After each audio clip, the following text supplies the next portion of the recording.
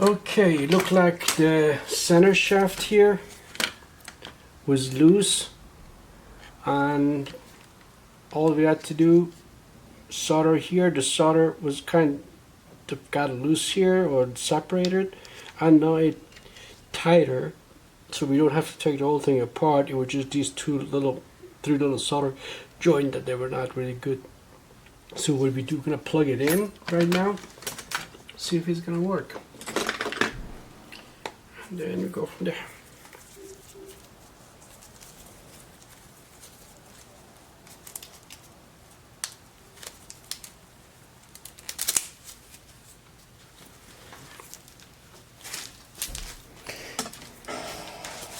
Let's put this in right here.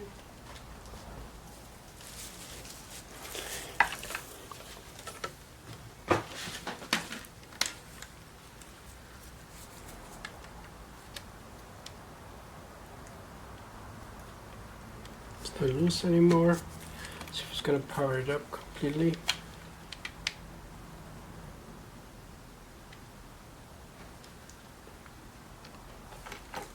There we go. It's all good. With just a loose solder joint. That's all it was. So we're gonna disconnect this and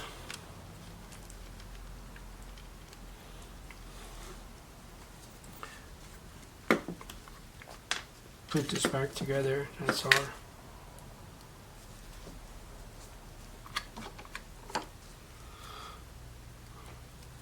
One goes right here.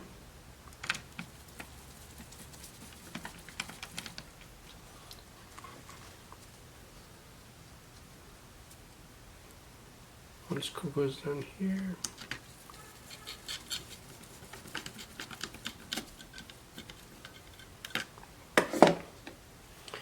And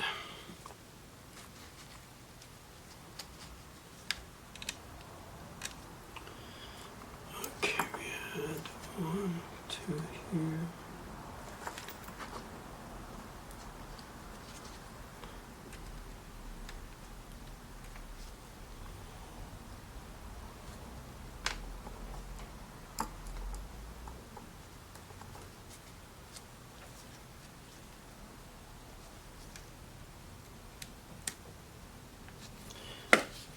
Here.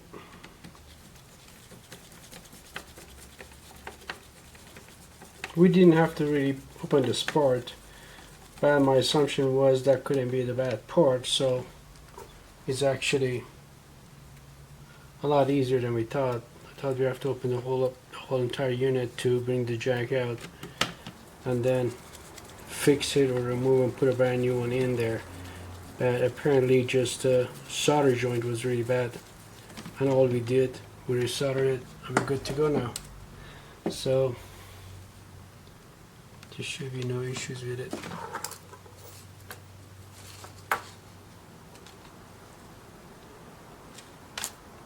Okay, took these two knobs out.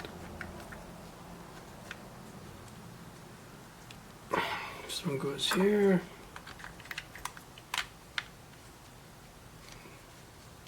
This one goes here. And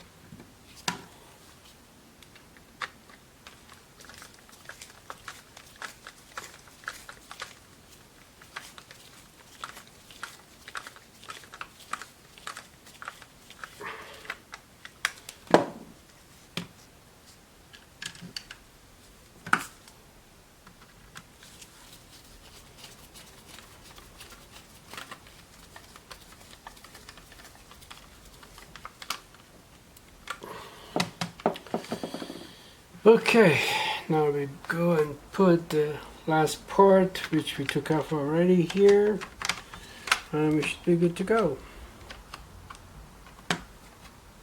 This is okay.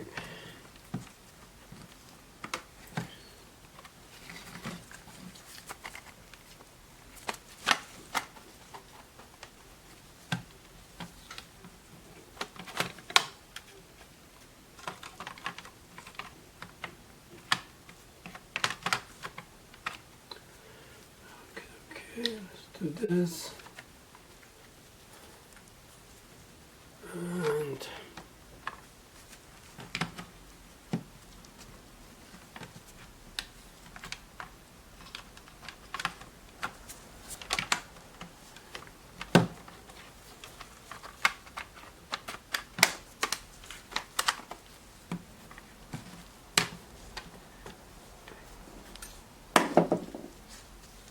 okay, put each screw back where they're supposed to go. One goes at the end there.